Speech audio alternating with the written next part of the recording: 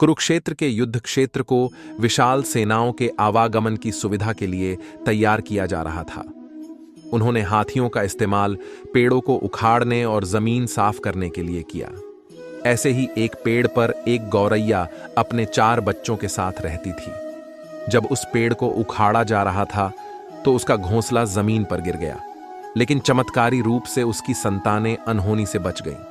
लेकिन वो अभी बहुत छोटे होने के कारण उड़ने में असमर्थ थे। कमजोर और भयभीत गौरैया मदद के लिए इधर उधर देखती रही। तभी उसने कृष्ण को अर्जुन के साथ वहां आते देखा। वे युद्ध के मैदान की जांच करने और युद्ध की शुरुआत से पहले जीतने की रणनीति तैयार करने के लिए वहां गए थे। उसने कृष्ण के रथ तक पहुंचने के लिए अपने छोटे पंख फड़फड़ाए और किसी प्रकार श्री कृष्ण के पास पहुंची। हे कृष्ण, कृपया मेरे बच्चों को बचाए, क्योंकि लड़ाई शुरू होने पर कल उन्हें कुचल दिया जाएगा। सर्वव्यापी भगवान बोले, मैं तुम्हारी बात सुन रहा हूं, लेकिन मैं प्रकृति के कानून में हस्तक्षेप नहीं कर सकता। गौरैया ने कहा, हे भगवान, मैं जानती हूं कि आप मेरे उद्धार करता हैं। मैं अपने बच्चों के भाग्य को आपके हाथों में सौंपती हूं। अब यह आपके ऊपर है कि आप उन्हें मारते हैं या उन्हें बचाते हैं। काल चक्र पर किसी का बस नहीं है। श्री कृष्ण ने एक साधारण व्यक्ति की तरह उससे बात की, जिसका आशय था कि वहां ऐसा कुछ भी नहीं था जिसके बारे में वो कुछ भी कर सकते थे। गौरैया ने विश्वास और श्रद्धा के साथ कहा, प्रभु, आप कैसे और क्या करते हैं वो मैं नहीं जान सकती। आप स्वयं काल के नियंता हैं, यह मुझे पता है।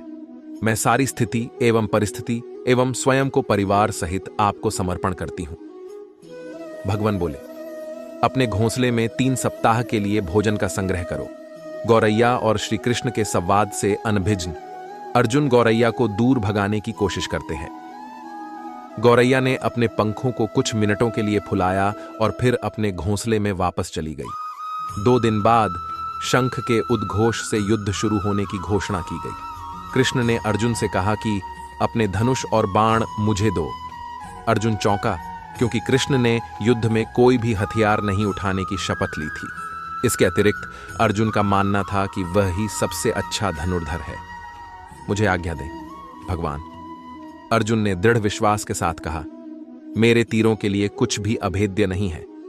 चुपचाप अर्जुन से धनुष लेकर कृष्ण ने एक हाथी को निशाना बनाया, लेकिन हाथी को मार के नीचे गिराने के बजाय तीर हाथी के गले की घंटी में जा टकराया और एक चिंगारी सी उड़ गई। अर्जुन ये देखकर अपनी हंसी नहीं रोक पाई कि कृष्ण एक आसान सा निशान चूक गए। क्या मैं प्रयास करूं? उसने स्वयं को प्रस्तुत किया। उसकी प्रतिक्रिया को नजरअंदाज करते हुए कृष्ण ने उन्हें धनुष वापस दिया और कहा कि कोई और कार्रवाई आवश्यक नहीं है।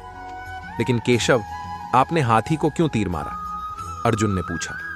क्योंकि इस हाथी ने उस गौरैया के आश्रय, उसके घोंसले को, जो कि एक पेड़ पर था, उसको गिरा दिया था। कौन सी गौरैया? अर्जुन ने पूछा। इसके अतिरिक्त हाथी तो अभी स्वस्थ और जीवित है, केवल घंटी ही टूट कर गिरी है। अर्जुन के सवालों को खारिज करते हुए कृष्ण ने उसे शंख फूंकने का निर्देश दिया। युद्ध शुरू हुआ। अगले 18 दिनों में कई जानें चली गईं। अंत में पांडवों की जीत हुई। एक बार फिर कृष्ण अर्जुन को अपने साथ सुदूर क्षेत्र में भ्रमण करने के लिए ले गए। कई शव अभी भी वहां हैं जो उनके अंतिम संस्कार का इंतजार कर रहे हैं। जंग का मैदान गंभीर अंगों और सिर, बेजान सीढ़ियों और हाथियों से अटा पड़ा था। कृष्ण एक निश्चित स्थान पर रुके और एक घंटी, जो कि हाथी पर बांधी जाती थी, उसे देखकर विचार करने लगे। अर्जुन, उन्होंने कहा, क्या आप मेरे लिए यह घंटी उठाएंगे और इसे एक तरफ रख देंगे? निर्देश बिल्कुल सरल था, परंतु अर्जुन के समझ में नहीं आया। आखिरकार विशाल मैदान में जहां बहुत सी अन्य चीजों को साफ करने की जरूरत थी, कृष्ण उसे धातु के एक टुकड़े को रास्ते से हटाने के लिए क्यों कहेंगे? उसने प्रश्नवाचक दृष्टि से उनकी ओर देखा। हां, यह घंटी, कृष्ण ने दोहराया। यह वही घंटी है जो हाथी की गर्दन पर पड़ी थी, जिस पर मैंने तीर मारा था। अर्जुन बिना किसी और सवाल के भारी घंटी उठाने के लिए नीचे झुका। जैसे ही उन्होंने इसे उठाया, उसकी हमेशा के लिए जैसे दुनिया बदल गई। 1, 2, 3, 4 और 5 युवा पक्षियों और उसके बाद एक गौरैया उस घंटी के नीचे से निकले। बाहर निकल के माँ और छोटे पक्षी कृष्ण के इर्द गिर्द मंडराने लगे एवं बड़े आनंद से उनकी परिक्रमा करने लगे।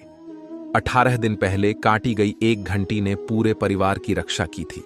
मुझे क्षमा करें हे कृष्ण, अर्जुन ने कहा। आपको मानव शरीर में देखकर और सामान्य मनुष्यों की तरह व्यवहार करते हुए मैं भूल गया था कि आप वास्तव में कौन हैं।